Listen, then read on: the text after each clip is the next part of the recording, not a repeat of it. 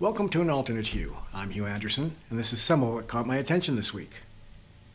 May you live in interesting times. This is an English expression that purports to be a translation of a traditional Chinese curse. While seemingly a blessing, the expression is normally used ironically. Life is better in uninteresting times of peace and tranquility than in interesting ones, which are usually times of trouble.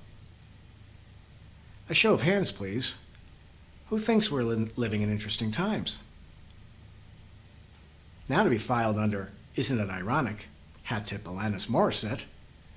The things we're using are going up in price. Ironically, the things we don't want to use currently are going down. Isn't it ironic? Now let's turn to everybody's favorite topic, the stock market. This chart shows us how concentrated the rise in the stock market has been since the not-so-great recession of 2008 ended. 25 companies' valuation equals 62% of the largest economy on planet Earth. 25 companies. But regrettably, Toys R Us succumbed to the Amazonian onslaught several years ago. But now we have Traders R Us. It appears the investor class has gone the way of the dodo. Here we see that in the 1950s, the average holding period for a stock was 8 years, and now is less than 1 year. Both institutions and individuals appear to be afflicted.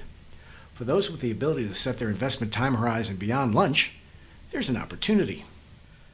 To be filed under Who Moved My Cheese, the largest and most sophisticated pool of capital in the world, the California Public Employees Retirement System, is having a hard time adjusting to facts that have been in place for 30 years.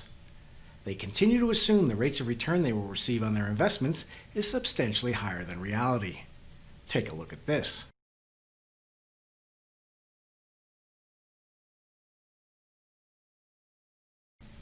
Please forgive my poor French, but je ne sais quoi, or I don't know what, that intangible quality that makes something or someone attractive.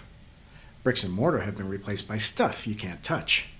Just remember when eyeballs were the basis for stock valuations back in the tech bubble.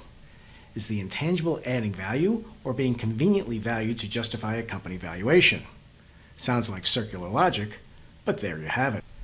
Usually you can count on the stock market and the economy to travel generally in the same direction, with the stock market leading by about 6 months. For the first time in 60 years, they are not marching to the same drummer by any stretch of the imagination. Does anybody else see a pattern here? The deficits prior to 1980 were barely perceptible compared to today. Most distressing, though, is with each new economic downturn, the government intervention seems to know no bounds. This is just a proud brag of my home state of Nevada. Many folks don't realize that the great state of Nevada is still a mining powerhouse and is home to the biggest producing mine in the world, with number 2 almost 50% smaller. And this just in, communication is vital to successful outcomes. And finally, for anybody who was mesmerized, like I was, by that kid on the flying bike in E.T., watch how far graphic magic has come. But be forewarned, I suggest you put down the hot coffee or tea and place sharp objects firmly.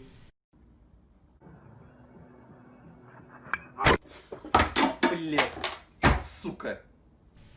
And before I let you go, don't forget to sign up for the Fact Pack produced by my partner Mike McQueen and John Restrepo of RCG Economics. It's chock full of good data that you need to know. That's it for this week. That's An Alternate Hue, and I'm Hugh Anderson. Stay prosperous.